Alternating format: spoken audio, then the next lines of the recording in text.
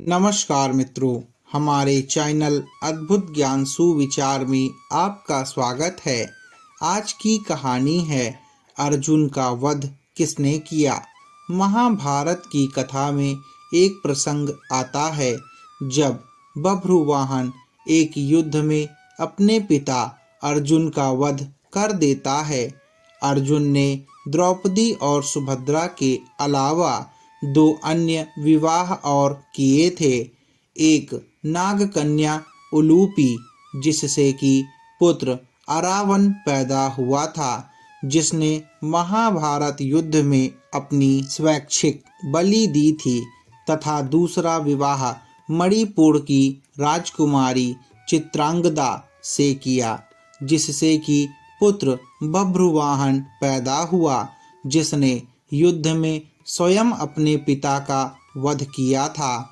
आइए विस्तार पूर्वक जानें कि आखिर क्यों बभ्रुवाहन ने अपने पिता अर्जुन का वध किया था। अभी तक आपने चैनल को सब्सक्राइब नहीं किया है तो सब्सक्राइब कर लें। महाभारत युद्ध में भीष्म पितामह की मृत्यु से युधिष्ठिर को बहुत दुख हुआ। तब महर्षि वेदव्यास व श्री कृष्ण ने उन्हें समझाया, धर्मपूर्वक शासन करने के लिए कहा। शोक निवारण के लिए महर्षि वेदव्यास ने युधिष्ठिर से अश्वमेध यज्ञ करने के लिए भी कहा। अब युधिष्ठिर ने कहा कि इस समय राजकोष बिल्कुल खाली हो चुका है। अश्वमेध यज्ञ करने के लिए बहुत से धन की आवश्यकता होती है जो अभी उपलब्ध नहीं है। युधिष्ठिर की बात सुनकर महर्षि वेदव्यास जी ने बताया कि पूर्व काल में राजा मरुत ने एक बहुत बड़ा यज्ञ किया था। उस यज्ञ में उन्होंने सभी ब्राह्मणों को बहुत सा सोना दिया था। बहुत अधिक मात्रा में धन होने के कारण ब्राह्मण वह सोना अपने साथ नहीं ले जा पाए। वह सोना आज भी हिमालय पर पड़ा है। उस धन से अश्वमेध यज्ञ किया जा सकता है। युधिष्ठिर ने ऐसा ही करने का सोचा। महर्षि वेदव्यास के कहने पर पांडव हिमालय गए और वहां राजा मरुत के धन को प्राप्त कर लिया। उस धन को ढोने के लिए पांडव बहुत से हाथी, घोड़े व सेना लेकर गए थे। उनकी संख्या इस प्रकार है: 60,000 ऊंट, 1,20,00,000 घोड़े, 1,00,000 हाथी और रथ थे। इनके अलावा मनुष्यों की गिनती ही नहीं थी। इस प्रकार इतना सारा धन पांडव हस्तिनापुर लेकर आए। पांडवों ने शुभ मुहूर्त देखकर यज्ञ का शुभारंभ किया और अर्जुन को रक्षक बनाकर घोड़ा छोड़ दिया। वह घोड़ा जहां भी जाता अर्जुन उसके पीछे जाते। अनेक राजाओं ने हस्तिनापुर की अधीनता स्वीकार कर ली। वहीं कुछ ने मैत्रीपूर्ण संबंधों के आधार पर पांडवों को कर देने की बात मान ली। किरात, मल्लेच्छ व यवन आदि देशों के राजाओं ने यज्ञ के घोड़ों को रोक लिया। तब अर्जुन ने उनसे युद्ध कर उन्हें पराजित किया। इस तरह विभिन्न देशों के राजाओं के साथ अर्जुन को कई बार युद्ध करना पड़ा। यज्ञ का घोड़ा घूमते घूमते मणिपुर पहुंच गया। यहाँ की राजकुमारी चित्रांगदा से अर्जुन को बभ्रुवाहन नामक पुत्र था। बभ्रुवाहन ही उस समय मणिपुर का राजा था। जब बभ्रुवाहन को अपने पिता अर्जुन के आने का समाचार मिला तो उनका स्वागत करने के लिए वह नगर के द्वार पर आया। अपने पुत्र बभ्रुवाहन को देखकर अर्जुन ने कहा कि मैं इस समय यज्ञ के घोड़े की रक्षा करता हुआ तुम्हारे राज्य में आया हूँ, इसलिए तुम मुझसे युद्ध करो। जिस समय अर्जुन बभ्रुवाहन से यह बात कह रहा था, उसी समय नागकन्या उलूपी भी वहां आ गई। उलूपी भी अर्जुन की पत्नी थी। उलूपी ने भी बभ्रुवाहन को अर्जुन के साथ युद्ध करने के लिए उकसाया। अपने पिता अर्जुन व सौतेली माता उलूपी के कहने पर बभ्रुवाहन युद्ध के लिए तैयार हो गया। अर्जुन और बभ्रुवाहन में भयंकर युद्ध होने लगा। अपने पुत्र का पराक्रम देखकर अर्जुन बहुत प्रसन्न हुए। बभ्रुवाहन उस समय युवक ही था।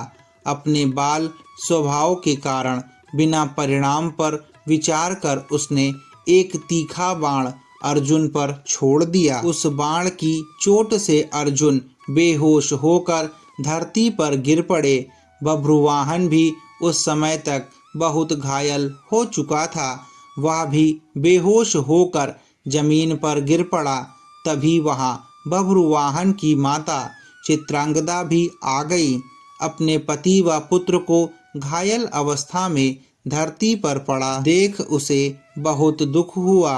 चित्रांगदा ने देखा कि उस समय अर्जुन के शरीर में जीवित होने के लक्षण नहीं दिख रहे थे। अपने पति को मृत अवस्था में देखकर वह फूट फूट कर रोने लगी। उसी समय बभ्रुवाहन को भी होश आ गया। जब उसने देखा कि उसने अपने पिता की हत्या कर दी तो वह भी शोक करने लगा।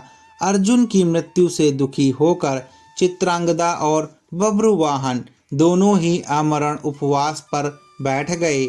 जब नागकन्या उलूपी ने देखा कि चित्रांगदा और बभ्रुवाहन आमरण उपवास पर बैठ गए हैं तो उसने संजीवन मणि का स्मरण किया। उस मणि के हाथ में आते ही उलूपी ने बभ्रुवाहन से कहा कि यह मणि अपने पिता अर्जुन की छाती पर रख दो।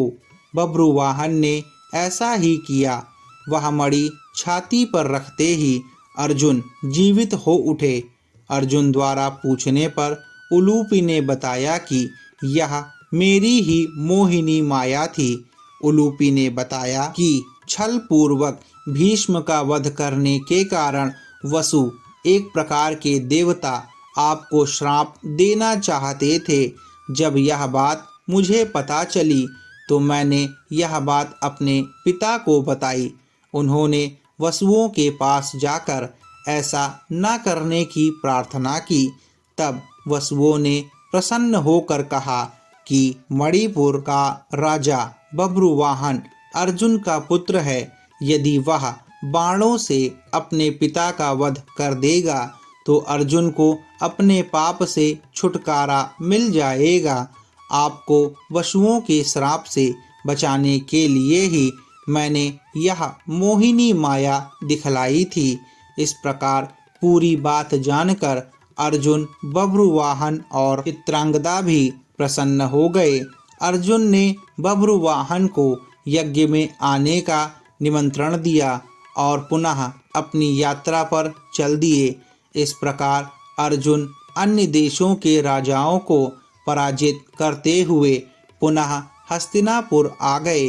अर्जुन के आने की खबर सुनकर युधिष्ठिर आदि पांडव श्री कृष्ण बहुत प्रसन्न हुए। तय समय पर उचित स्थान देखकर यज्ञ के लिए भूमि का चयन किया गया। शुभ मुहूर्त में यज्ञ प्रारंभ किया गया। यज्ञ को देखने के लिए दूर दूर से राजा महाराजा आए। पांडवों ने सभी का उचित आदर सत्कार किया। यज्ञ संपूर्ण होने पर युधिष्ठिर ने पूरी धरती ब्राह्मणों को ही दान कर दी है। तब महर्षि वेदव्यास ने कहा कि ब्राह्मणों की ओर से यह धरती मैं पुनः तुम्हें वापस करता हूँ। इसके बदले तुम सभी ब्राह्मणों को स्वर्ण दे दो। युधिष्ठिर ने ऐसा ही किया। युधिष्ठिर ने सभी ब्राह्मणों को 3 गुना सोना दान में दिया। इतना दान पाकर ब्राह्मण भी तृप्त हो गए। ब्राह्मणों ने पांडवों को आशीर्वाद दिया। इस प्रकार अश्वमेघ यज्ञ सकुशल संपन्न हो गया। मित्रों, आशा करते हैं कि आपको हमारे द्वारा सुनाई गई ये कहानी काफ़ी पसंद आई होगी और आगे भी ऐसी ही पौराणिक और रोमांचक कहानियाँ सुनने के लिए हमारे चैनल अद्भुत ज्ञान सुविचार को सब्सक्राइब करना ना भूलें और सभी कहानियों के नोटिफिकेशन पाने के लिए बेल आइकन को ज़रूर दबाएं।